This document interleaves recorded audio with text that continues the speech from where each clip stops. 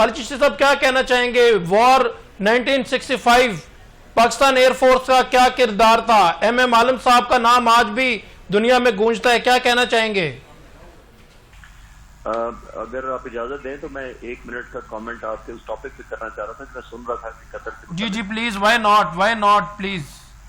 देखिए, दुनिया में कामयाबी से ये बहस हो रही है मिडिल ईस्ट के सारे मीडिया पर, वेस्ट के मीडिया पर, अमेरिकन, आपने कहा कि ट्रंप साहब के एडवाइजर आए और वो कह गए थे हमने वार्निंग दी।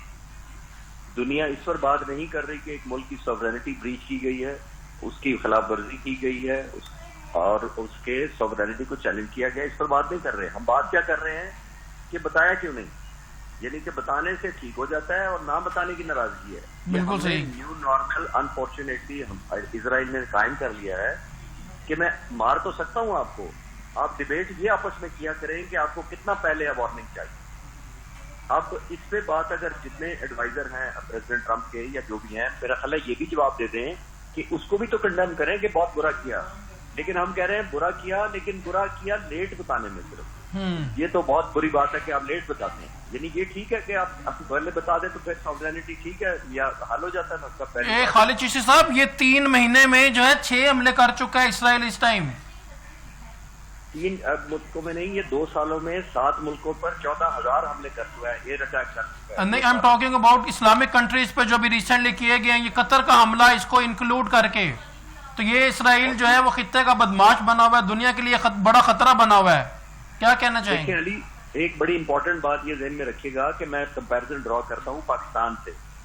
हमारे से 3 गुना बड़ा एयरफोर्स थी उनकी, 6 और 7 की दरमियानी रात 85 और 90 के दरमियान जहाज आए रात को 12:30 बजे जी।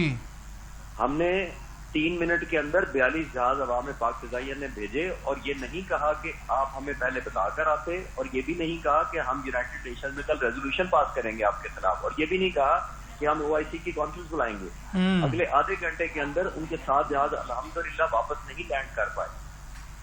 तो ये आपने दुश्मन पर कीमत इम्पोज करनी होती है मेरी नजर में, क्योंकि इजराइल को पता है कि कीमत सिर्फ कंडेम का एक रेजोल्यूशन है सिर्फ, और बदकिस्मती से अमेरिकन प्रेसिडेंट या अमेरिका ने उसको जबरदस्ती हाथ बांधे हुए हैं कतर के, जो हमला करके मार रहा है उसको कह रहा है कि तुम भी ठीक कह रहे हो, और जो मार खा रहा है उसको भी कह रहे हैं कि तुम जो रो रहे हो तुम भी ठीक रो रहे हो, वैसे तुम्हारा भी रोना ही बनता है। बिल्कुल सर, ये डबल पॉलिसी जो है वो अमेरिका चला रहा है जी। तो मैं ये अर्ज कर रहा हूँ कि सॉवरेनिटी अल्हम्दुलिल्लाह पाकिस्तान की मुसल्लह अफवाज ने overall under the leadership overall मुल्क की पॉलिटिकल लोगों का बैक किया हुआ, पाकिस्तान ने रिस्पॉन्ड किया था। वो कीमत इम्पोज करनी होती है आपने दुश्मन पर, जिसको पता हो कि अगर मैं हमला करूंगा तो मेरे नाक से भी खून बहेगा। लेकिन बदकिस्मती से आप क्योंकि टॉपिक पर बात कर रहे थे, सॉरी मैंने आपको आपकी इजाजत से डाइवर्ट कर दिया। No problem at all. तो काइंडली आपका एयरफोर्स से ताल्लुक है, आपने सर्व किया, पाकिस्तान के स्टार हैं, कौमी हीरो हैं आप हमारे, तो क्या कहना चाहेंगे पाकिस्तान एयरफोर्स का कैसा रोल रहा 1965 में? ये वॉर का जो पलटा जो है वो किस तरह से चेंज किया गया? देखिए 1965 में हम पर हमला किया गया था 2 फ्रंट पर बहुत ज्यादा अग्रेसिवली। सियालकोट पर 600 टैंकों के साथ हमला किया गया था, और लाहौर सेक्टर पर आपने देखा था कि अटारी और वाघा बॉर्डर पर हिंदुस्तान ने हमला खोला था, और पाक फिजाइया उस वक्त भी बहुत ही टाइम पे एक्शन में आई थी, और ये एक्शन में 1 सितंबर को आई थी। ये भी ध्यान में रखिए, आपके नौजवानों को मैं बताता चलूं कि 1 सितंबर को यानी जंग से 5 दिन पहले हिंदुस्तान ने 4 जहाज भेजे थे, वैम्पायर और ऑरेगन, थोड़े पुराने जमाने के थे, वो भिजवाए थे जासूसी के लिए जेलम के पास। तो सरफराज रफीकी और फ्लाई लेफ्टिनेंट इम्तियाज भट्टी सरगोदा में ड्यूटी कर रहे थे। उस जंग से 5-6 दिन पहले स्क्रैम्बल दिया गया, वो गए, इन 2 जहाजों ने हिंदुस्तान के 4 जहाज मार गिराए। 1 सितंबर की बात कर रहा हूँ, और हिंदुस्तान ने शौक थे कि वो जहाज क्योंकि पुरानी टेक्नोलॉजी के थे, तो हिंदुस्तान ने वो जहाज पूरी जंग में इस्तेमाल नहीं किए जो हिंदुस्तान एयरफोर्स का 35% होते, जिसका मतलब है हमारे 2 शाहीनों ने हिंदुस्तान की 35% एयरफोर्स अगले आने वाले दिनों में जो 6 दिन बाद जंग शुरू होने की उसमें ग्राउंड कर दी। तो ये इफेक्ट फिजाइया ने क्रिएट किया, और फिर जो वाघा बॉर्डर पर मॉनिटर सज्जाद हैदर की फॉर्मेशन ने इतना मैसिव 19 मिनट तक उनको रॉकेट और डैमेज किया, जिसकी वजह से उनको लाहौर की तरफ एडवांस रुक गई थी। और जाहिर है पाक फौज ने बहुत फाइट बैक किया चविंडा सेक्टर में, उसमें भी पाक फिजाइया ने बड़ी सपोर्ट की थी। और 7 तारीख की सुबह तो MM आलम का सबको याद ही होगा।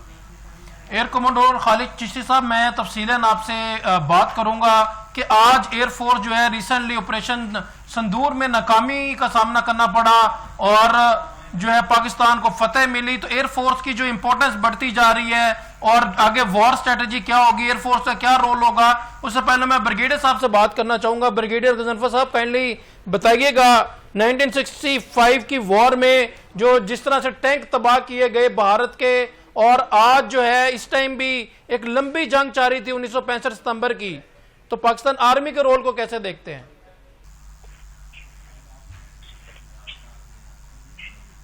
जी ब्रिगेडियर गजनफर साहब। जी खालिद चिश्ती साहब, काइंडली कंटिन्यू करिएगा प्लीज। जी मैं ये कर रहा था कि अभी जो जंगें लड़ी जाएंगी वो एयर पावर या एयर फोर्स एक नेशनल सिक्योरिटी का एक टूल है, इस वक्त बहुत इंपॉर्टेंट। और फॉरेन कॉम्बैट एक ऑल टुगेदर डिफरेंट सिनेरियो में ये लड़ी गई है प्रेजेंट जंग, जिसमें लीडरशिप का क्लैरिटी ऑफ थॉट्स था कि हमने एंड ऑफ द डे या एंड ऑफ द वॉर करना क्या है, हमने कितनी ज्यादा दुश्मन से कीमत लेनी है। पायलट्स को हमारे रूल्स ऑफ द एंगेजमेंट पता थे, हमें पूरी एयरफोर्स को खासतौर पर पायलट्स को, और जितने हवा में फोर्स उड़ रही थी वो सिर्फ अल्टीमेट डोमेन ऑपरेशन कह नहीं रहा मैं, वो कंप्लीट एक मैनिफेस्ट की गई थी किल पिक्चर, जिसका मतलब है कि हर उड़ने वाले शाहीन को, चाहे वो फाइटर जहाज उड़ा रहा था, वो बैकअप रिफ्यूलर उड़ा रहा था, चाहे वो जैमर उड़ा रहा था, इलेक्ट्रॉनिक वॉरफेयर उड़ा रहा था, जमीन पर रेड के स्कोप पर बैठा था, साइबर कमांड में बैठा था या सैटेलाइट की पिक्चर ले रहा था, सबको पता था कि हमने कैसे लड़ना है।